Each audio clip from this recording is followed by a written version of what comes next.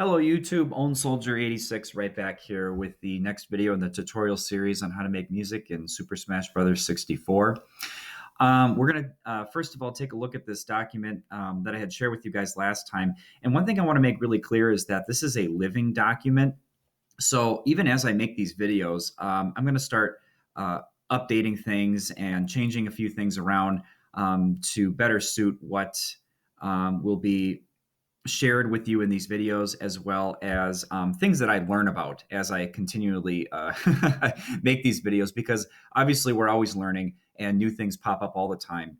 I did want to make mention that I am involved with the Smash Remix community, and I have to give a huge shout out to those guys for helping me through a lot of these kind of hurdles that people will come across when they are making Smash Brothers levels and designing the music and such. Those guys are wizards. They know what to do and how to do it, and they do it really, really well. So a big shout out to those guys.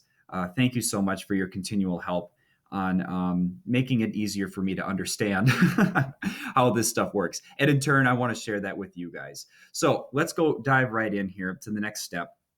We're going to operate under the assumption that you have downloaded the Goldeneye Editor and you have downloaded a music editing software. I'm going to be using that Finale Notepad because, like I said, I like to read notation. That's really important for me. And I hope that if you guys are using something like Track Studio or whatever, that you'll be able to sort of keep up with me as we start diving in and editing music and looking at music, etc.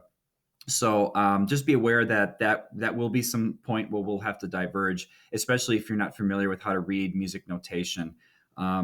I recommend everyone should try, though. Being a music teacher myself, it's something that I feel is really important that unfortunately isn't taught much in schools anymore. So I hope that you guys are able to keep up with me on that. Let's take a look at the Goldeneye Setup Editor.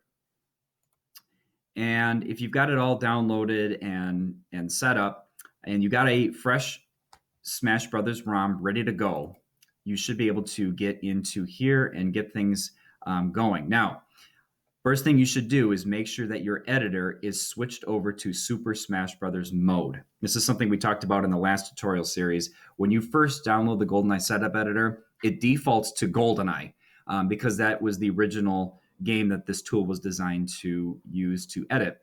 However, there's multiple games that are available now, and I'm hoping that they'll continue to make more games available to edit using this software. This is an amazing piece of equipment designed by Subdrag a while back. This has been around since, well, for a long time.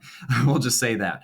Anyway, let's go into Smash Brothers. Make sure that it is in Smash Brothers mode. You'll see the gold background with the Smash Brothers logo.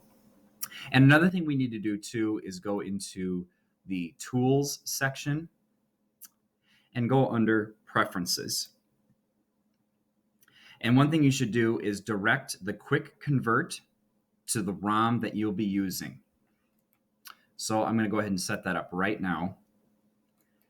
What we're actually going to do is we're going to rip one of the midis, one of the song files from the original game, and then we'll be able to take a look at it in Finale to see kind of how the original composers wrote the music. So make sure that your ROM is set, your pathway is correct, say OK. And then what we're going to do is go down to Tools and to Game Configuration. This screen is actually also continually updating. Make sure that when you're using the Goldeneye Setup Editor, there is an option to download the most latest version.